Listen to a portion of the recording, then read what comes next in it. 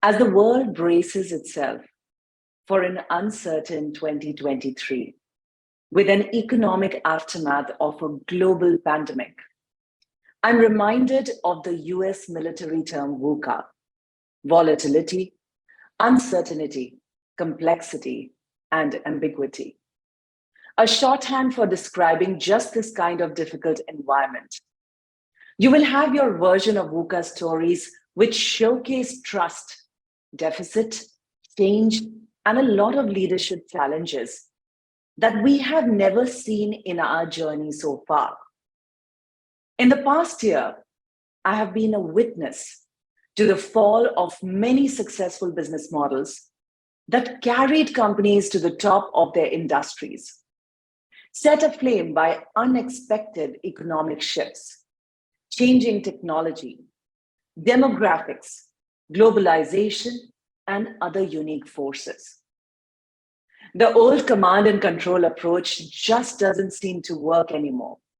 The age-old manual that I was taught is absolutely obsolete. And I'm often reminded by the unique leadership model of Mahatma Gandhi. And I quote, "I suppose leadership at one time meant muscle, but today it means getting along with people." So what skills and mindset do you have to be thriving in this disruptive world? What kind of leadership will survive? And what tool can we use to convey it in our relationships, both personally and professionally?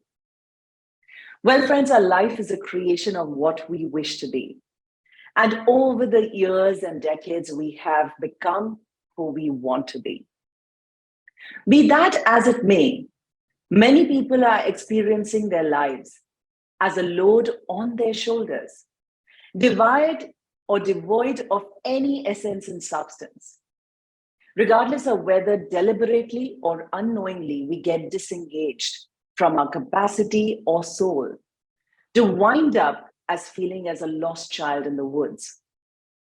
Possibly it happens when we appear to have it all very superficially. But that satisfaction simply results from how others perceive us and how they can relate to us. Are we in a position to win over people and influence them?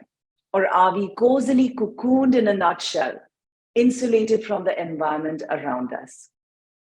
There are tons of leadership competencies model out there that aim to describe the contemporary leader.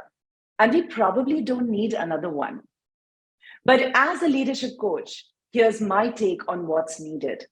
And I call it the formula of faith, where each of these letters of the word represents 5 key skills that make us a gracious leader, spreading smiles in a disruptive world. Let's start with F, and that stands for flexibility.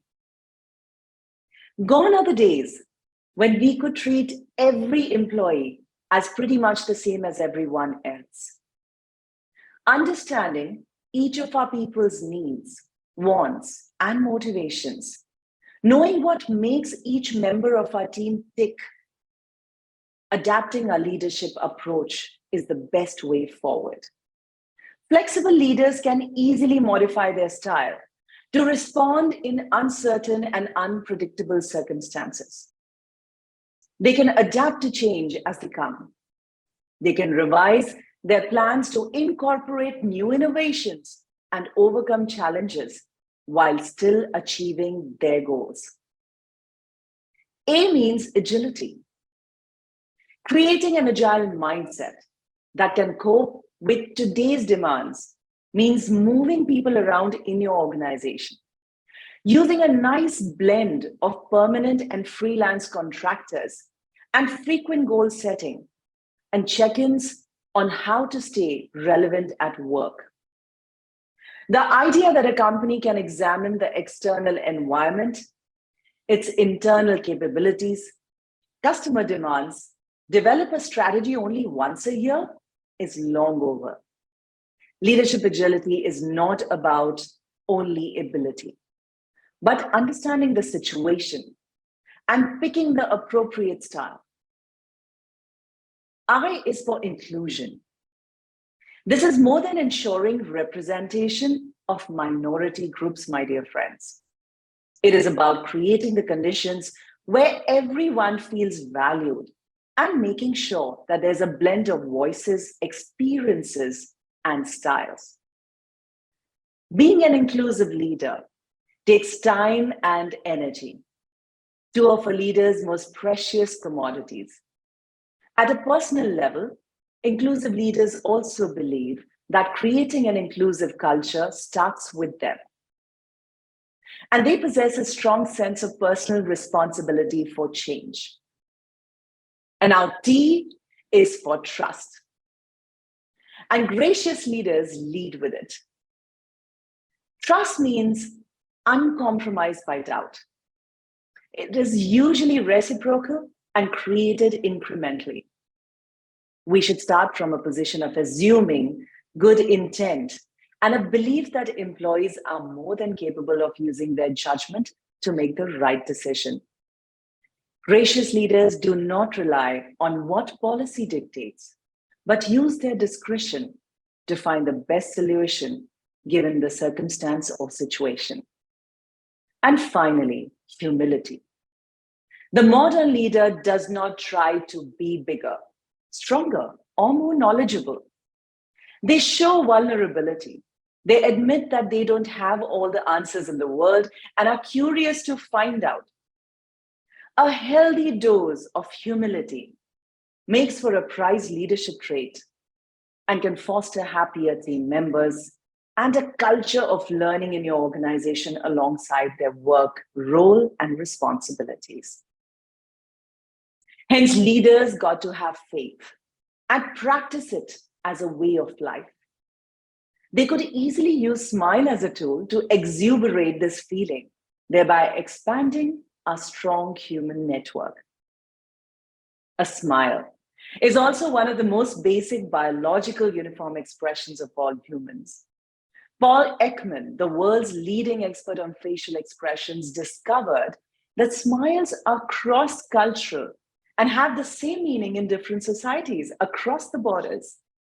Smiling is not just a universal means of communicating, it is also a very frequent one. More than 30% of us smile more than 20 times a day, and less than 14% of us smile less than 5 times a day. In fact, for those with the greatest superpower are actually children, who smile as many as 400 times per day.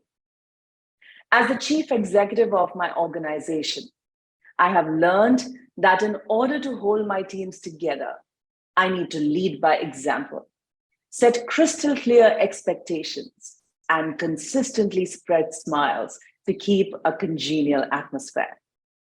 Current times have also taught me that compassion and accountability are not mutually exclusive, and members in the team must be always dealt with empathy and respect.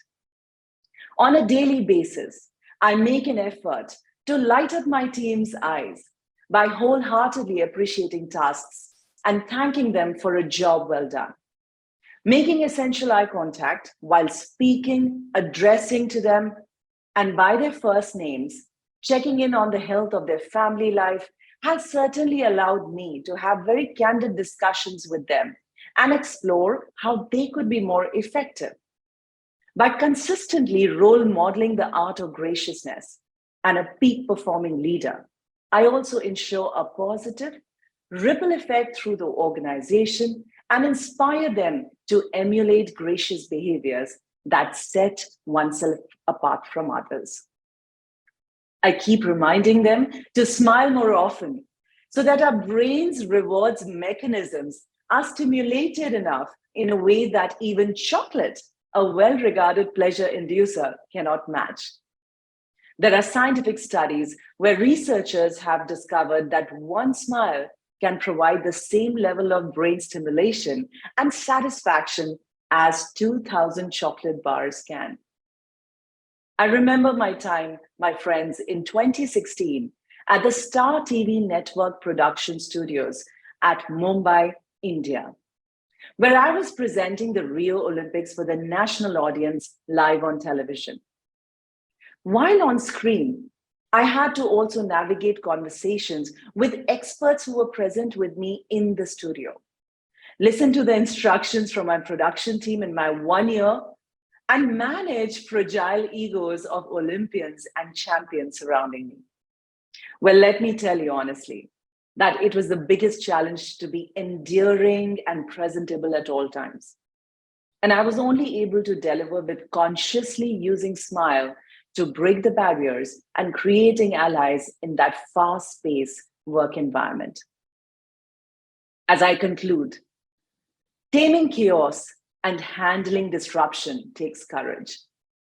Disruption comes when we don't feel in control, when we are unsure about the future, and when stability is shaken. However, we can see disruption as an opportunity to lead change. Leading with graciousness causes the leader to think and understand their work from a little more holistic perspective.